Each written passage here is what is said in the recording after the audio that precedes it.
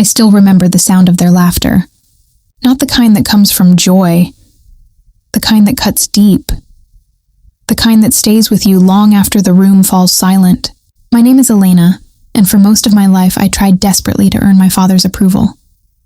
No matter how hard I worked, no matter how many achievements I collected, it was never enough. My father was a retired military officer, strong, respected, admired by everyone around him.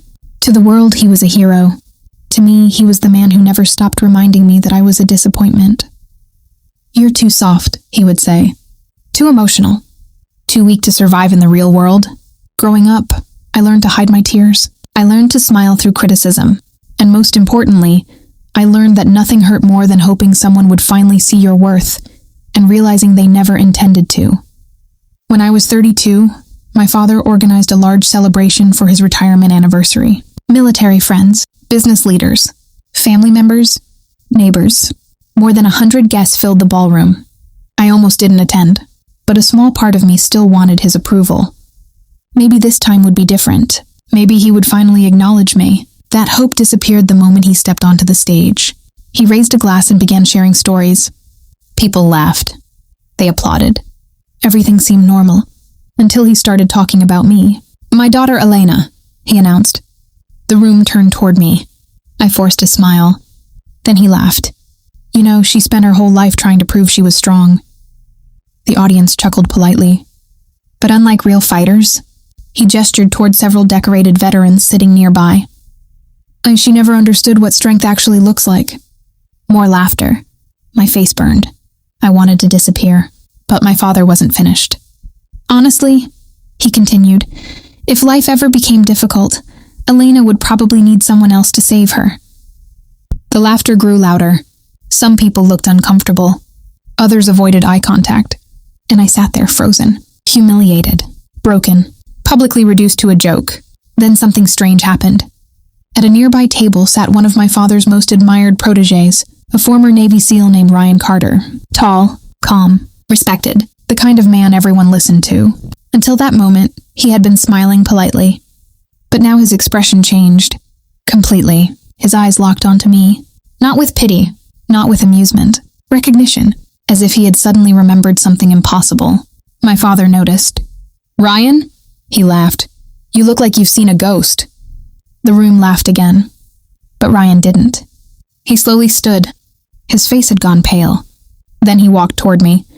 The ballroom fell silent. And when he finally reached my table, he leaned down and whispered 2 words that changed everything. Operation Black Widow. My heart stopped. Because almost nobody in the world knew those words. And the truth behind them was something my father had spent years hiding. But what nobody knew that night was that Ryan had just opened a door my father desperately wanted to keep closed. And before the evening ended, the truth would destroy everything he had built. For a moment, I couldn't breathe. "How do you know that name?" I whispered. Ryan looked at me carefully. "The question is," he replied softly, "why do you know it?" My hands trembled. Because Operation Black Widow wasn't supposed to exist. Years earlier, before my father became famous for his military accomplishments, a classified rescue mission had taken place overseas. Official records credited my father for saving several civilians trapped during a dangerous operation. The story made him a hero. The story built his reputation. The story launched his career. But it wasn't the complete truth. Because I had been there, not as a soldier, not as a fighter, but as a humanitarian interpreter working with international aid teams. And what happened during that mission haunted me for years. The rescue had almost failed. Panic spread. Communication collapsed. Several officers wanted to abandon the civilians, including my father. I still remembered his words. "We don't have enough time. We leave now." People would have died. Families, children, innocent people. When nobody else acted, I stepped forward. I coordinated translations, directed evacuation routes, helped reconnect separated teams. For 14 terrifying hours, I worked without rest, and eventually everyone was evacuated safely. But afterward, something strange happened. The official reports erased my involvement. My father's name appeared everywhere. Mine disappeared. At first, I assumed it was a mistake. Then I learned the truth. My father had taken credit, not only for his own actions, but for mine. When I confronted him years earlier, he dismissed me. "No one would believe you. It doesn't matter. History remembers leaders." Those words shattered something inside me. So I walked away. I stopped fighting, stopped arguing, stopped seeking recognition. I focused on building my own life. A successful consulting company, a peaceful home, people who valued me. Yet somehow my father still needed to remind everyone that I wasn't enough, even after all these years. Back in the ballroom, Ryan turned toward the crowd. "You all deserve to hear something." My father's smile vanished. "Ryan," he warned. But Ryan continued. "I served under several people connected to Operation Black Widow." The room became silent. The version of the story most people know isn't accurate. My father stepped forward. "This isn't the place." Ryan ignored him. Then he revealed something nobody expected. For years, military archives remained sealed. Recently, portions had been reviewed for historical records.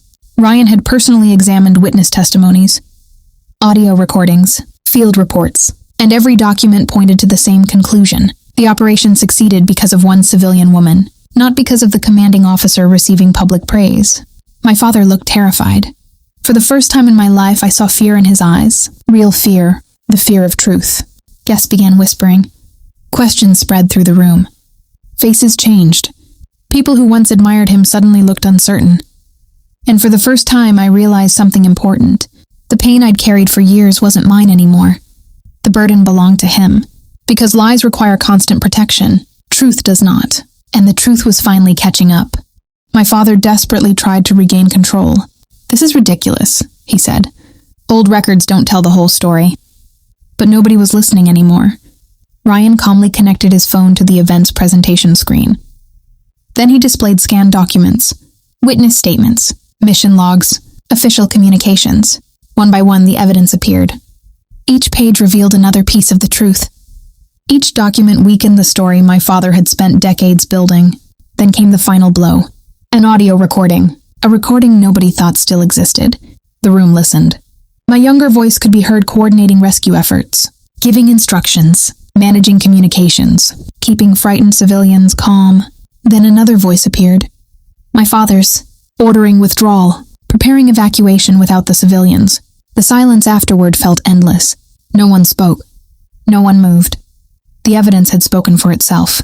My father stood frozen. His reputation wasn't destroyed by revenge. It was destroyed by reality, and that was far more powerful. One by one, people stepped away from him. Not dramatically, not loudly, just quietly.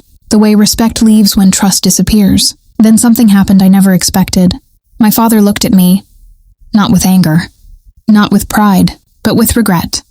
For the first time he saw me, the real me, the daughter he spent years overlooking, the woman who had carried his secret, the woman he publicly mocked, and the woman whose strength exceeded his own. "I'm sorry," he said quietly. The room heard it. So did I. But some wounds take years to heal, and some apologies arrive too late. I didn't insult him. I didn't humiliate him. I didn't seek revenge. Instead, I stood up and calmly walked toward the stage. I took the microphone. My voice shook slightly, but only slightly. I spent many years believing I needed someone else's approval to know my worth. The room listened. But strength isn't about recognition. It's about doing the right thing when nobody is watching. I looked directly at my father. And sometimes the strongest people are the ones who continue moving forward after being underestimated. No applause came at first, only silence. Then slowly people began standing, one after another, until the entire ballroom rose to their feet. Not for revenge, not for victory, but for truth. Months later, historical records were corrected. My contributions were officially acknowledged. Interviews followed.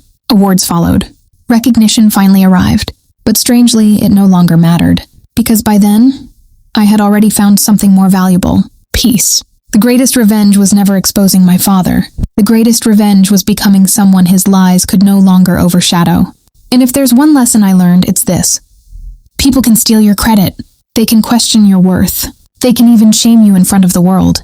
But they cannot erase who you truly are. Eventually, the truth finds its voice. And when it does, it speaks louder than any lie ever could.